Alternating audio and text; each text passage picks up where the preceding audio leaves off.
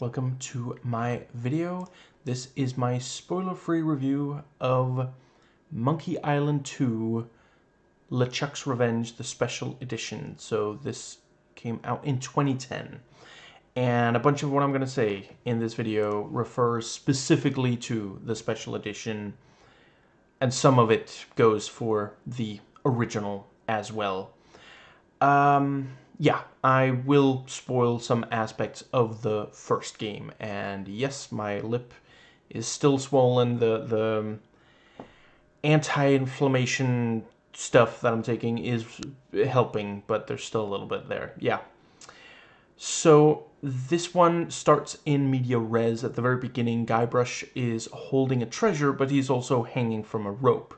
Doesn't look like he'll have an easy time getting out of the situation. Elaine shows up, asks him to explain how he got there, even after he says it's a long story. So we know from the start that he'll end up getting what appears to be treasure this time. And yeah, we reiterate that Elaine is a badass who does feel something for him. I appreciate they're not just immediately together. It did feel a bit easily won in the first one, though I appreciate that it was in part a parody of games, some of which it's also like, wait, why is she with the protagonist, other than the fact that he's the protagonist and he beat the game, you know, women as reward, that trope. And yeah, based on that opening, I did think that maybe they would use the fact that, you know, I won't give away how much, but some of this game is a flashback. You know, it's Guybrush telling Elaine what it is, and yeah, I was hoping that that meant she would criticize some of his decisions in narration, like voiceover or something.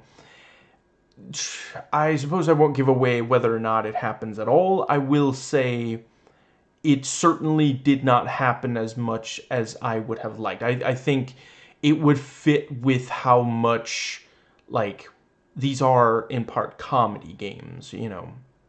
And some of the funniest stuff relates to Guybrush making truly terrible decisions. Now, this one adopts the much improved way to interact with things from the third game, Curse of Monkey Island. Here it's the right mouse button instead of the left, but yeah, you know, hold it down, some options will pop up for things that you can do.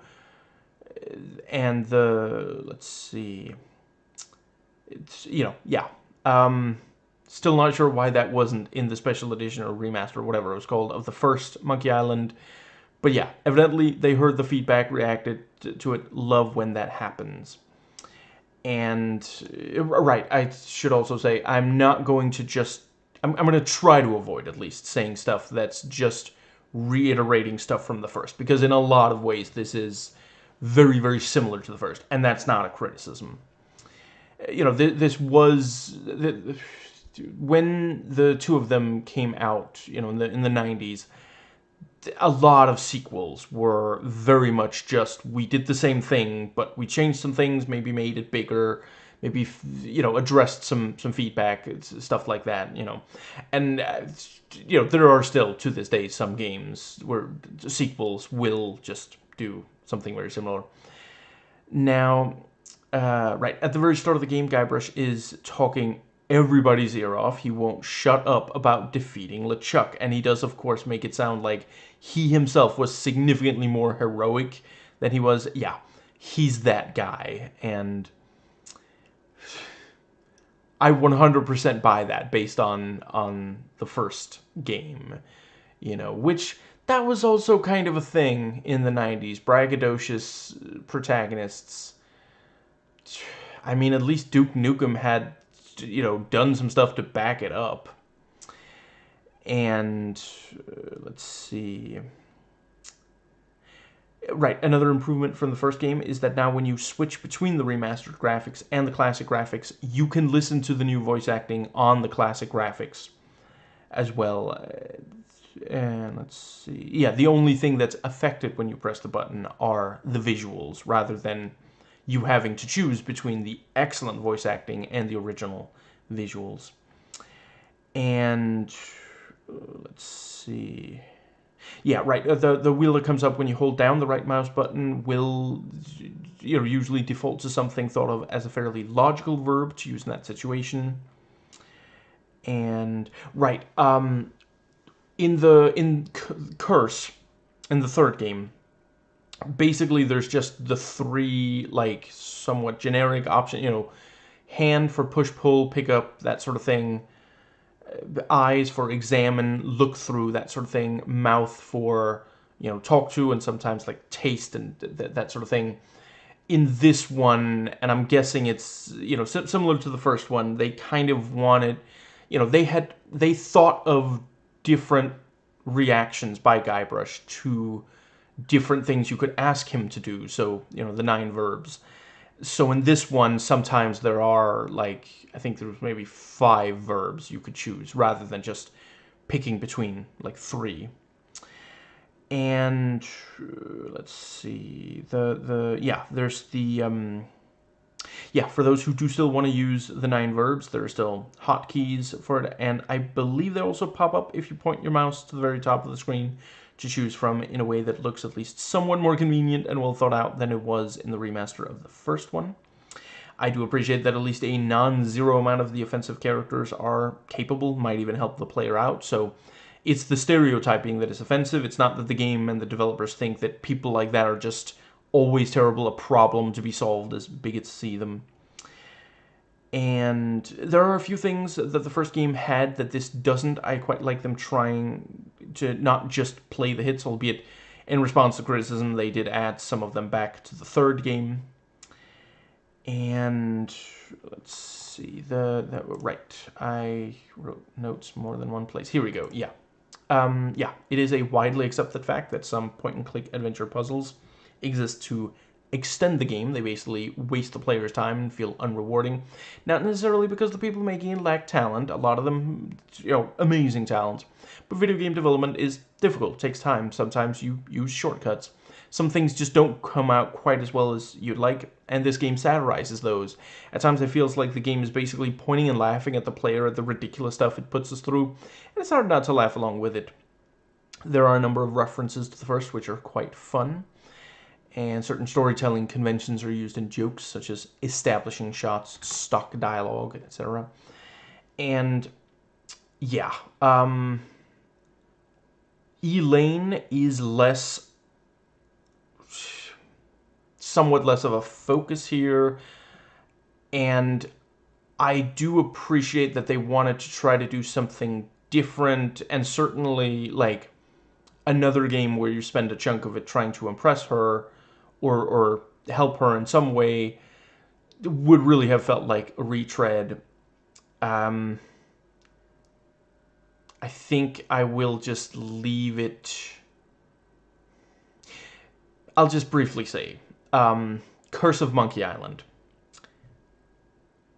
put some focus back on her, so I was somewhat surprised, but I wouldn't necessarily say it was, like, negatively so. And I think, I do want to go into that,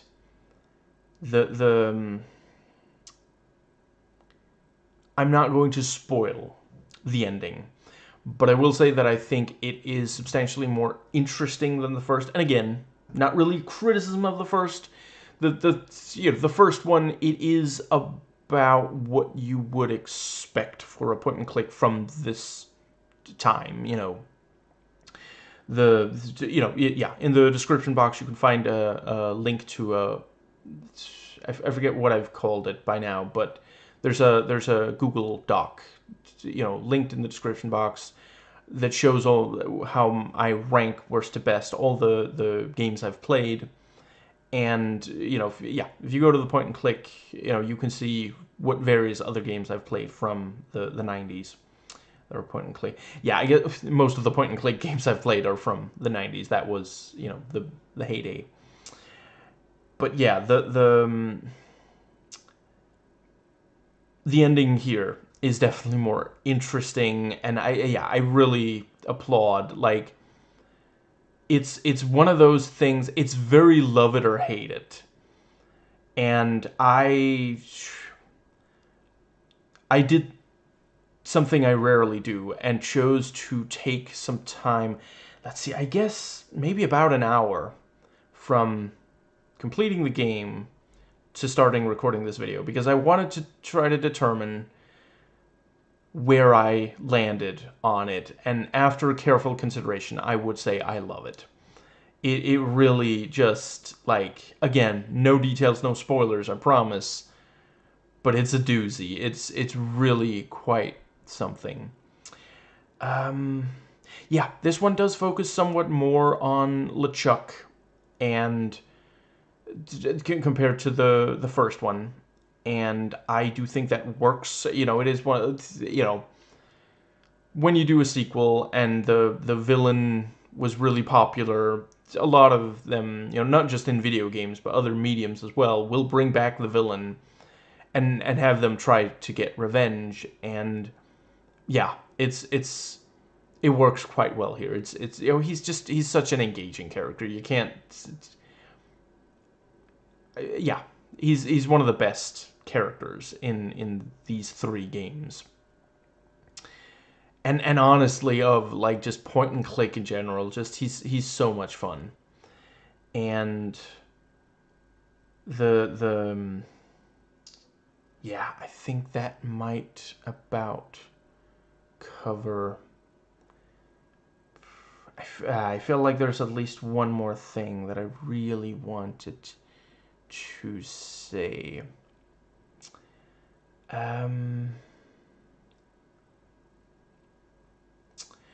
I suppose I will just briefly say, you know, the Curse of Monkey Island definitely, like, you know, I played that one, you know, not that long after it came out, a couple of years, I guess, after it first came out. And that was very much, like, the fact that it was the third, like, I had an easy time understanding, like, if it's been a while, but if I recall, you actually get a decent summary of just the events of the first two games at the start of that game. I don't think I originally realized it was even a sequel. They just, like, I just thought it was, oh, this is just backstory, you know, but this one, you know, it's basically fine. You get enough information that you can easily follow it. You know, it's difficult. I mean, System Shock 2 also, you know, just doesn't quite have the same emotional impact. And, you know, like, I would definitely say this fares significantly better than Deus Ex Invisible War, which I appreciate. When that came out, you know, a significant chunk of the people playing would have also played the first one. And it's almost impossible to quickly summarize. Like, you know, Deus Ex, I think I spent maybe 100 hours playing it, and that's, you know, almost as long as it takes to summarize all the plot and backstory in that game. So I don't blame them, but I do think, you know, the second game would be better if it did at least a little bit more to bring you up to speed. But yeah, I think that might be about, yeah, I don't have a lot to say about, like, the art style change and such. You know, I like both of them. I'm not sure I really have a favorite of the first two. Overall, I do prefer the, you know, Curse, but if, you know, if I talk about all the ways that I prefer the third game to these first two, we'll be here all day.